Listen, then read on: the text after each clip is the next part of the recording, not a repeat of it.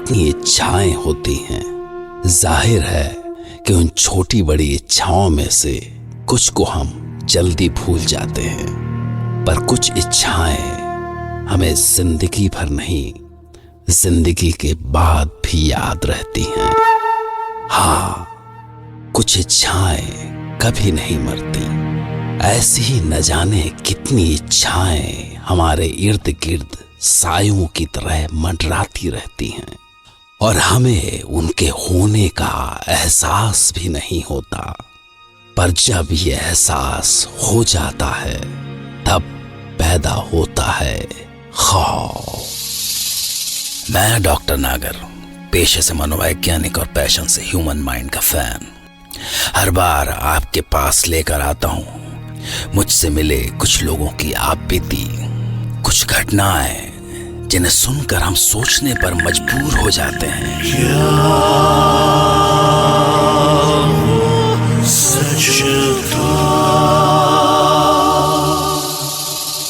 आज हमारे साथ हैं रूपश्री और वो हमें सुनाएंगी अपने साथ घटी एक सच्ची घटना, जब वो अतृप्त इच्छाओं के भंवर में डूबती डूबती बची।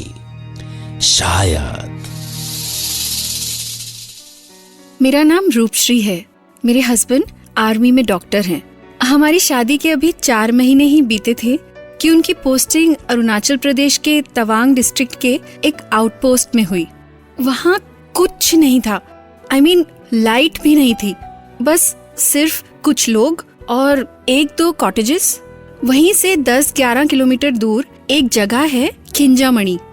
मेरे पति को ऑफिशियली वहाँ जाना था तो मैं भी साथ हो ली। वहाँ पैदल ही जाना पड़ता था। उफ, मैं बहुत थक गई हूँ। अभी और कितना चलना है? कहा था थक जाओगी, रहने दो। एक फौजी की वाइफ होने से वाइफ फौजी नहीं हो जाती। वो देखो, वो ऊपर अपना जो नेशनल फ्लैग है ना, बस वहीं तक जाना है। ओह गॉड, वो तो अभी भी बहुत दूर है। अभी से थक गई? अरे हमारे देश के जवान दिन भर में 10 बार ऊपर से नीचे आते जाते हैं, पता है तुम्हें? हाँ, जाबाज सैनिक है हमारे देश के। पूरी दुनिया उनकी हिम्मत की दाद देती है।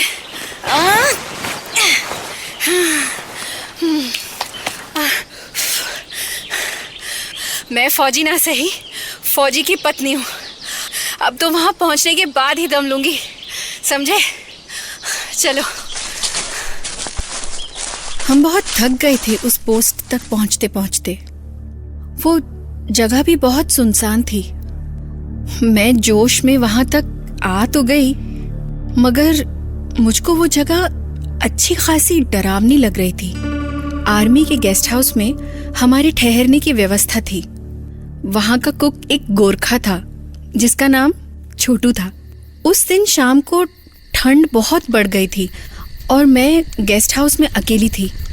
बुखारी, जिसमें लकड़ियाँ और केरोसिन डाल के जलाते हैं ताकि रूम गर्म रहे, उसकी आग कुछ कम होने लगी तो मैं पास पड़ी लकड़ियों से बुखारी को और तेज करने की कोशिश करने लगी, पर अचानक आग कुछ ज्यादा ही तेज भड़क उठी। ओह, ये आग तो भड़कती जा रही है। ओह गॉड, इतनी ऊंची लपटें। अब क्या करूं? कोई है? छोटू, छोटू! ये आग तो बाहर तक फैली। हेल्प! अच्छा हुआ मेरी आवाज सुनकर छोटू वहां आ गया। उसके हाथ में एक कंबल था। हटो हटो मैडम जी, हटो। संभाल के मैडम, ये अभी बुझाता हूँ। वहाँ पता नहीं, समझ नहीं। बुझ गया क्या मैडम जी? मैडम जी, आपको इधर का आग जलाना नहीं आता है तो काहे को जलाता है? मैडम जी, सब कॉटेज लकड़ी का है, आग लगता ना तो सब जल जाता। गोरखा मुझ पर बहुत नाराज हो रहा था। एक्चुअली गलती मेरी थी, सो मैं उसे कुछ कह नहीं पाई, लेकिन गुस्से में उसकी आंखें कितनी लाल हो गई थी। मुझको लगा कि वो मुझसे बहुत नाराज हो गया, मगर तभी मैंने अंदर किचन से छोटू को विसिल बजाते हुए सुना वो मस्ती से किसी गाने की धुन निकाल रहा था, तो मैंने भी हिम्मत करके, छोटू जी, अगर आपका गुस्सा उतर गया हो तो एक कप चाय पिला दीजिए। लाया मैडम जी, बस 5 मिनट। तभी बाहर डोर पे नॉक हुआ। मुझको लगा कि ये वापस आए होंगे। मैं खुश हो गई। छोटू जी, साहब भी आए हैं, उनके लिए भी एक कप चाय और बना लेना। मैं जो सामने देख रही थी उस पर चाहकर भी यकीन नहीं हो रहा था। सामने दरवाजा खोला तो सामने छोटू ढेर सारी लकड़ियां पकड़े बाहर खड़ा हुआ था। अगर ये बाहर था तो अंदर कौन था? सलाम मैम साहब, अभी थोड़ा लेट हो गया। मैं अभी बुखारी का आग जलाता हूँ। छोटू, तुम तो अभी अंदर किचन में थे ना? सीटी बजा गाना गा रहे थे ना? मैंने तुमसे चाय बोली, साहब आए। हाँ, क्या बात करती है मैम साहब, मैं कोई सीटी नहीं बजा। मुझे तो सीधा बोलना भी नहीं आता मैम साहब। मैं तो अभी आया आपके सामने। अच्छा, मैं आपके लिए चाय बना के लाता हूँ। ये हो क्या रहा था? कहीं मैं सपना तो नहीं देख रही थी? शाम को इनके घर आने पर मैंने सारी बात इनको बताई तो इन्होंने बस इसको मेरा भ्रम कह के टाल दिया। अगर ये भ्रम था तो आग से जलने का निशान मेरे हाथ पर अब तक क्यों था? कौन था वो गोरखा जिसने उस समय आकर आग बुझाई? मैं जितना सोचती जा रही थी उतना ही उलझती जा रही थी। शाम को इनके एक फ्रेंड डिनर पर आए। हम सब डिनर कर रहे थे। खाना मजेदार बना है भाई। अरे आज समझ में आया भाई, आनंद छोटू के बनाए खाने में नहीं है, साथ मिलकर खाने में है। That's right. सच में खाना अच्छा बना था। चूंकि पूरे एरिया में लाइट तो थी नहीं, बाहर मुझको हल्की हल्की चांदनी की रोशनी दिख रही थी। डिनर के बाद मैंने रजत से बाहर चलने को कहा तो रजत के दोस्त बोले, नहीं भाभी जी, इस समय बाहर जाना ठीक नहीं है। क्यों, कुछ प्रॉब्लम है? हाँ, कुछ ऐसा ही समझ लीजिए।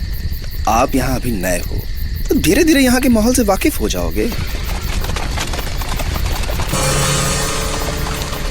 ये इतने सारे घोड़े, ये कैसी आवाजें हैं भाई साहब? कुछ नहीं भाभी जी, वो पास के ही गांव के घोड़े हैं। अच्छा वो छोड़िए, खाने के बाद आप कुछ मीठा नहीं खिलाएंगे क्या? हाँ? हैं? हाँ, है ना, खीर। अभी लाती हूँ, मैंने अपने हाथों से बनाई है। मुझको न जाने क्यों ऐसा लगा कि भाई साहब को छुपा रहे थे, क्योंकि घोड़ों की आवाज सुन के मैंने उनके चेहरे पर एक डर सा देखा था। और जब वो जाने लगे तो हाँ रजत, एक बात बताना चाहता हूँ। ये पूरा इलाका बहुत सेफ नहीं है, खासकर रात में तो बिल्कुल भी नहीं। सो बी केयरफुल है, स्पेशली भाभी जी आप। और हाँ, रात में कोई भी डोर नॉक करे तो डोर न खोलिएगा। आखिर रजत के दोस्त ने ऐसा क्यों कहा?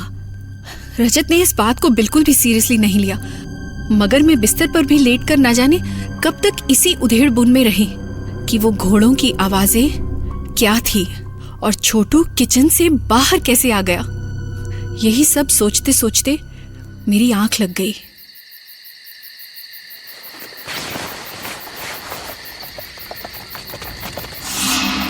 ओह, घोड़ों के पैरों की आवाज। रजत कहाँ हो तुम? रजत उठो, देखो ये आवाजें कैसी। मगर जब मैंने बिस्तर पर नजर डाली तो मेरे होश उड़ गए। रजत बिस्तर पर था ही नहीं। रजत कहाँ गए? ऐसा लगा मानो सारे घोड़े दौड़ते हुए गेस्ट हाउस के सामने ही आकर रुक गए थे। मैं बुरी तरह डर गई थी और ये चिंता भी थी कि रजत कहाँ चले गए इतनी रात को। मैं ये सोचकर आगे बढ़ी कि दूर से झांक कर देखूं कि तभी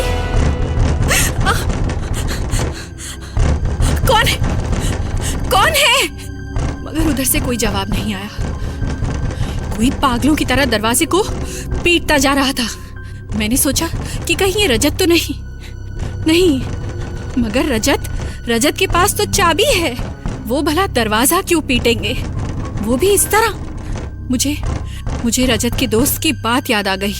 अरे हाँ रजत, एक बात बताना चाहता हूँ। ये पूरा इलाका बहुत सेफ नहीं है, खासकर रात में तो बिल्कुल भी नहीं। सो बी केयरफुल है, स्पेशली भाभी जी आप। और हाँ, रात में कोई भी डोर नॉक करे तो डोर न खोलिएगा। जो भी हो, मुझे दरवाजा खोलना ही चाहिए। ये सोचकर मैंने एक मोमबत्ती जलाई और मैंने जब दरवाजा खोला तो वहां कोई नहीं था। दूर दूर तक बस वीराना ही वीराना। फिर भी मैंने हिम्मत करके आवाज दी, कौन है, कौन है? फिर से दूर से आते हुए घोड़ों की आवाज सुनी, मगर ये क्या? हे भगवान, घोड़े के ऊपर तो कोई बैठा हुआ था। जैसे ही वो घोड़ा मेरे करीब आया, मेरी आंखें फटी की फटी रह गई। उस पर जो सवार था, उसका सर ही नहीं था। मैं वहीं जड़ सी रह गई। अपनी आंखों पर यकीन नहीं हो रहा था मुझे। उस बिना सर वाले घुड़सवार के हाथों में गन थी। क्या बताऊं, एक भयानक चीख मेरे गले के अंदर घुट के रह गई। मैं वापस बदहवास अपने कॉटेज की तरफ बढ़ी, मगर तभी मेरे पैरों से कुछ टकराया, जिसकी वजह से मैं गिर पड़ी। और उठकर मैंने हल्की सी रोशनी में जब उस चीज को देखा जिस वजह से मैं गिरी थी, तब मेरा खून ही जम गया। वो एक कटा हुआ सर था, मगर वो बोल रहा था, जागते रहो, जागते रहो, जागते रहो, जागते रहो। मैं रात भर बेहोश रही। जब सुबह होश आया तो खुद को अपने बिस्तर पर पाया। रजत टेंशन में मेरे हाथों को हाथ में लेकर मुझे निहार रहे थे, और छोटू वहीं पास खड़ा था। साहब जी, मेम साहब को होश आ गया। कैसा फील कर रही हो? हाँ, अब ठीक हूँ। मगर कल रात वो कौन था?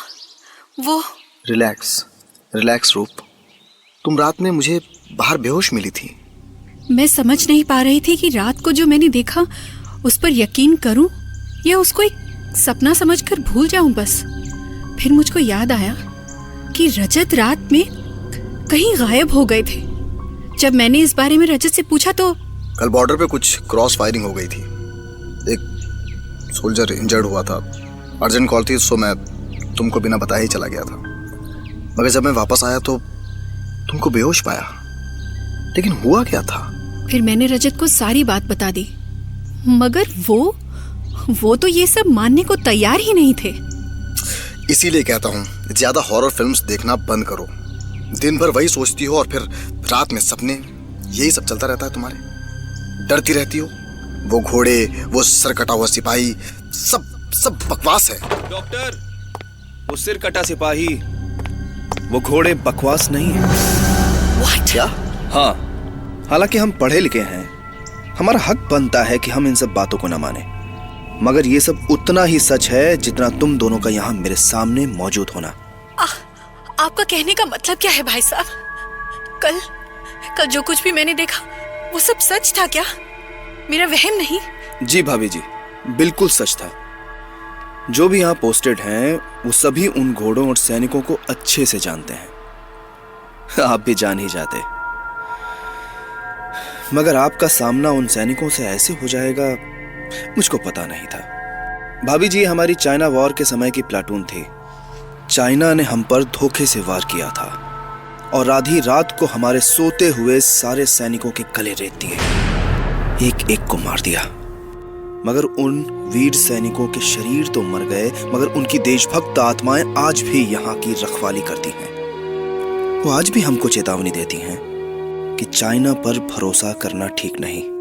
अब कोई सैनिक सोता हुआ ना रहे, इसलिए वो हमेशा सबको चेतावनी देती रहती हैं, जागते रहो, जागते रहो, जागते रहो। यही कारण है कि हमारे वीर सैनिकों के साथ उन पवित्र और बहादुर आत्माओं के कारण हमारा देश सुरक्षित है। इसका मतलब रात में मैंने जो कुछ भी देखा वो मेरी नजरों का धोखा नहीं था। देखा रजत, वो सच में शहीदों की आत्माएं थी। मुमकिन है कि रूपश्री ने रात में कुछ ऐसे ही सोल्जर्स के ट्रूप को देखा होगा, पर अगर वो सोल्जर्स की आत्माएं थीं, तो वो कौन था जिसने रूपश्री को आग से बचाया? क्योंकि गोरखा छोटू तो लकड़ियां लेकर बहुत बाद में पहुंचा था। सोचिए, मैं भी तैयार रहूंगा आपके लिए।